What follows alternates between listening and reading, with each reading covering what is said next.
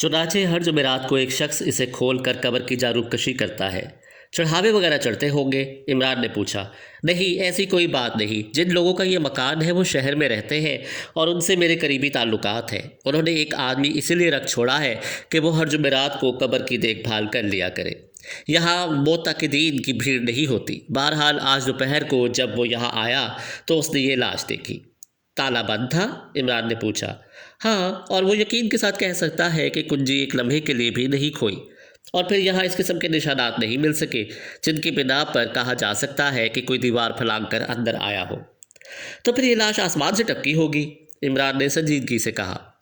बेहतर तो ये है कि तुम इसी शहीद की मदद तलब करो जिसकी कब्र फिर बहकने लगे, फयाज बोला। इस इमारत के मालिक कौन है और कैसे हैं? इमरान ने पूछा। वही मेरे पड़ोस वाले जज साहब, फयाज बोला। हाय, वही जज साहब? इमरान अपने सीने पर हाथ मारकर होंठ चाटने लगा। हाँ वही। यार संजीदगी से, खुदा के लिए। तब मैं तुम्हारी कोई मदद नहीं कर सकता, इमरान मायूसाना अंदाज में सर हिलाकर बोला। क्यों? तुमने मेरी मदद नहीं की? मैंने? फयाज ने हैरत से कहा। मैं नहीं समझा। खुद गर्ज हो ना, भला तुम मेरे काम क्यों आने लगे? अरे तो बताओ ना, मैं वाकई नहीं समझा। कब से कह रहा हो कि अपने पड़ोसी जज साहब की लड़की से मेरी शादी करा दो। मत बको, हर वक्त बेतुकी बातें। मैं संजीदगी से कह रहा हूँ, इमरान ने कहा। अगर संजीदगी से कह रहे हो तो शायद तुम अंधे हो। क्यों? उस लड़की की एक आंख नहीं है, इसलिए तो मैं उससे शादी करना चाहता हूँ। वो मुझे और मेरे कुत्तों को एक नज़र से देखेगी। यार खुदा के लिए संजीदा हो जाओ, पहले तुम वादा करो, इमरान बोला। अच्छा बाबा, मैं उनसे कहूँगा। बहुत बहुत शुक्रिया, मुझे सचमुच उस लड़की से कुछ हो गया है। क्या कहते हैं उसे? लो यार, भूल गया, हालांकि कुछ देर पहले इसी का तस्करा था। चलो छोड़ो, काम की बातें करो। नहीं, उसे याद ही आ जाने दो, वरना मुझ पर हिस्टीरिया का दौरा पड़ जाएगा। इश्क, फयाज मुंह बनाकर बोला। जियो, शाबाश, इमरान ने उसकी पीठ ठोंकते हुए कहा। खुदा तुम्हारी मादा को सलामत रखे। अच्छा अब ये बताओ कि लाश की शनाख्त हो गई या नहीं? नहीं, ना तो वो इस इलाके का बाशिंदा है और ना जज साहब के ख़ानदान वाले इससे वाकिफ़ हैं। यानी किसी ने इसे पहचाना नहीं? नहीं। इसके पास कोई ऐसी चीज़ मिली या नहीं जिससे उसकी शख्सियत पर रोशनी पड़ सके? कोई नहीं।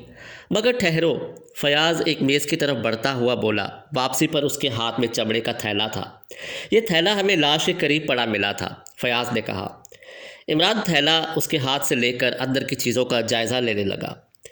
किसी बढ़ई के औजार, उसने कहा। अगर ये मकतूल ही के है तो? वैसे इस शख्स की ज़ाहिरी हालत अच्छी नहीं, लेकिन फिर भी ये बढ़ई नहीं मालूम होता। क्यों?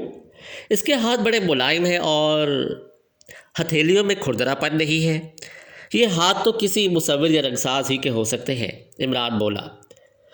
अभी तक तुमने कोई काम की बात नहीं बताई, फयाज ने कहा। एक अहमक आदमी से उससे ज़्यादा की तवक्को रखना अक्लमंदी नहीं, फयाज हंसकर बोला।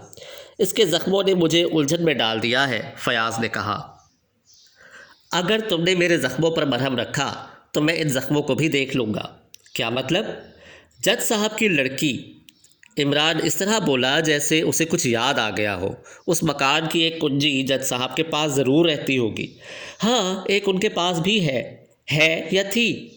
ये तो मैंने नहीं पूछा। खैर, फिर पूछ लेना। अब लाश को उठवाओ, पोस्टमार्टम के सिलसिले में ज़ख्मों की गहराइयों का ख़ास ख्याल रखा जाए। क्यों? अगर ज़ख्मों की गहराइयाँ भी एक दूसरे के बराबर हुई तो समझ लेना कि ये शहीद मर्द साहब की हरकत है। क्यों फजूल बकवास कर रहे हो?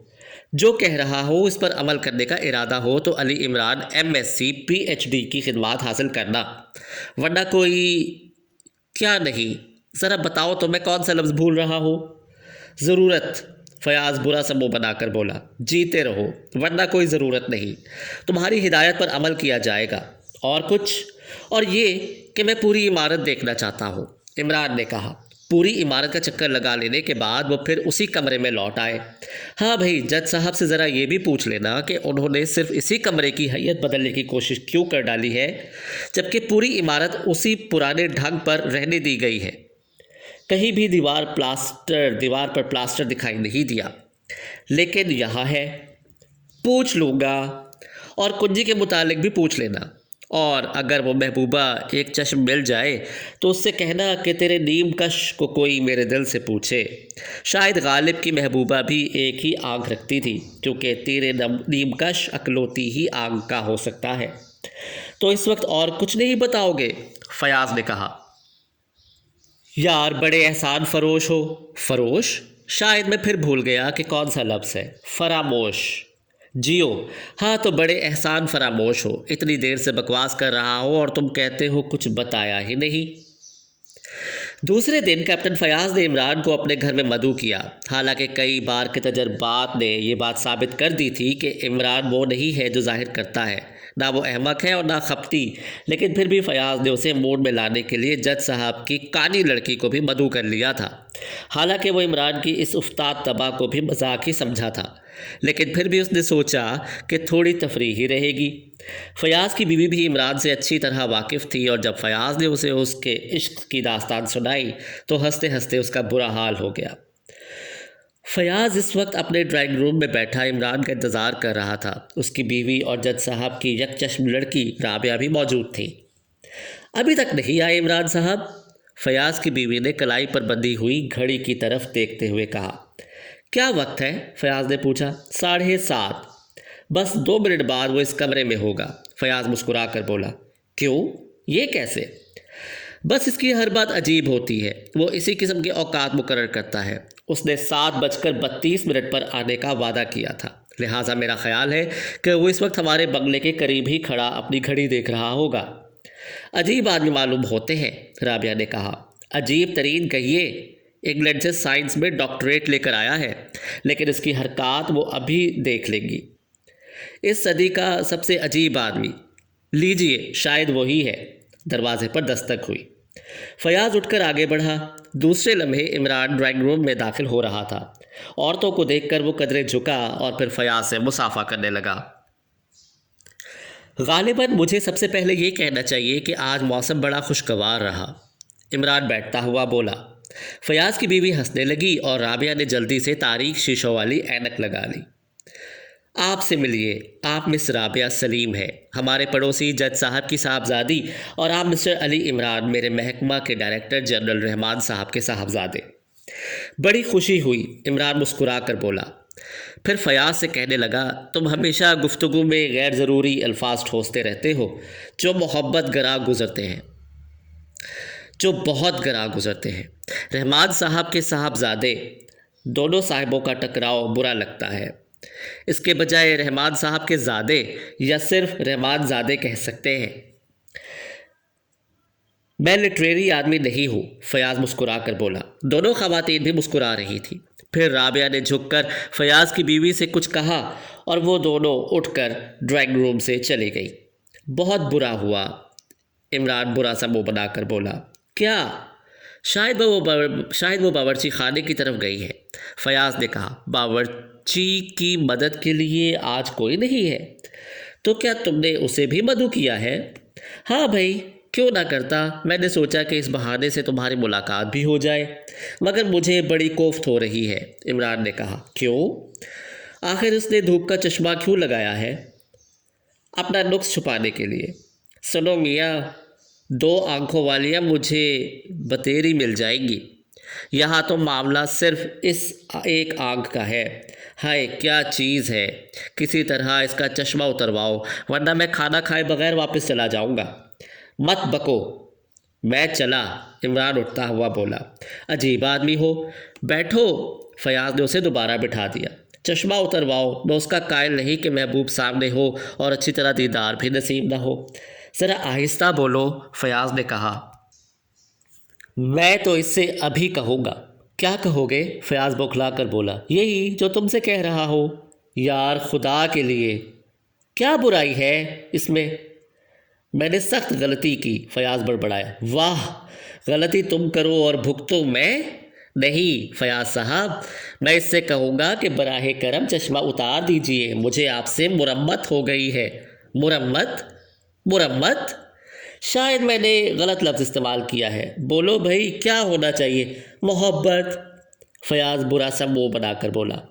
جیو، محبت ہو گئی ہے تو وہ اس پر کیا کہے گی؟ چانٹا مار دے گی، فیاض ہنجلا کر بولا۔ فکر نہ کرو، میں چانٹے کو چانٹے پر روک لینے کے آرٹ سے بخوبی واقف ہوں۔ طریقہ وہی ہوتا ہے جو تلوار پر تلوار روکنے کا ہوا کرتا تھا۔ یار خدا کے لیے کوئی حماقت نہ کر بیٹھنا۔ عقل مندی کی بات کرنا ایک احمق کی کھلی ہوئی توہین ہے۔ اب بلاؤ نا، دل کی جو حالت ہے بیان کر بھی سکتا ہو اور نہیں بھی کر سکتا۔ وہ کیا ہوتا ہے جدائی میں؟ بولو نا یار، کون سا لفظ ہے؟ میں نہیں جانتا، فیاض ہنجلا کر بولا۔ خیر، ہوتا ہوگا کچھ، ڈکشنری میں دیکھ لوں گا۔ ویسے میرا دل دھڑک رہا ہے، ہاتھ کانپ رہے ہیں، لیکن ہم دونوں کے درمیان دھوپ کا چشمہ حائل ہے، میں اسے نہیں برداشت کر سکتا۔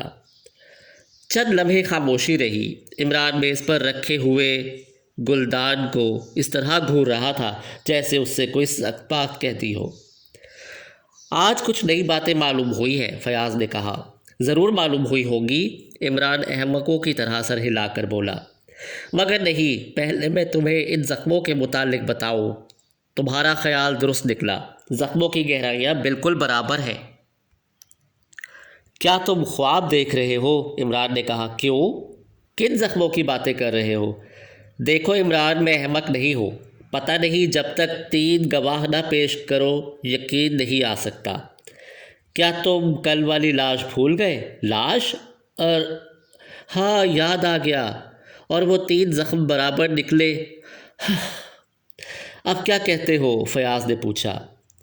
سنگ و آہن بے نیاز غم نہیں، دیکھ ہر دیوار دور سے سر نہ مار۔ عمران نے گنگنا کر تان ماری اور میز پر طبلہ بجانے لگا۔ تم سنجیدہ نہیں ہو سکتے، فیاض اکتا کر بے دلی سے بولا۔ اس کا چشمہ اتروا دینے کا وعدہ کرو تو میں سنجیدگی سے گفتگو کرنے پر تیار ہوں۔ کوشش کروں گا بابا، میں نے اسے ناحق مدعو کیا۔ دوسری بات یہ کہ کھانے میں کتنی دیر ہے؟ شاید آدھا گھنٹہ، وہ ایک نوکر بیمار ہو گیا ہے۔ خیر، ہاں، جج صاحب سے کیا باتیں ہوئی؟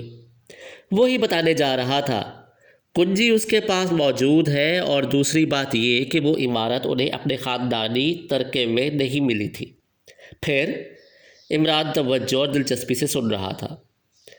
وہ دراصل ان کے ایک دوست کی ملکیت تھی اور اس دوست نے ہی اسے خریدا تھا۔ ان کی دوستی بہت پرانی تھی، لیکن فکر معاش نے انہیں ایک دوسرے سے جدا کر دیا۔ آج سے 5 سال قبل اچانک جج صاحب کو اس کا ایک خط ملا جو اسی عمارت سے لکھا گیا تھا۔ اس نے لکھا تھا کہ اس کی حالت بہت خراب ہے اور شاید وہ زندہ نہ رہ سکے، لہٰذا وہ مرنے سے پہلے ان سے بہت اہم بات کہنا چاہتا ہے۔ تقریباً 15 سال بعد جج صاحب کو اس دوست کے متعلق کچھ معلوم ہوا تھا۔ ان کا وہاں پہنچنا ضروری تھا۔ بہرحال وہ وقت پر نہ پہنچ سکے۔ ان کے دوست کا انتقال ہو چکا تھا۔ معلوم ہوا کہ وہاں تنہا ہی رہتا تھا۔ ہاں، تو جج صاحب کو بعد میں معلوم ہوا کہ مرنے والے نے وہ عمارت قانونی طور پر جج صاحب کی طرف منتقل کر دی تھی، لیکن یہ نہ معلوم ہو سکا کہ وہ ان سے کیا کہنا چاہتا تھا۔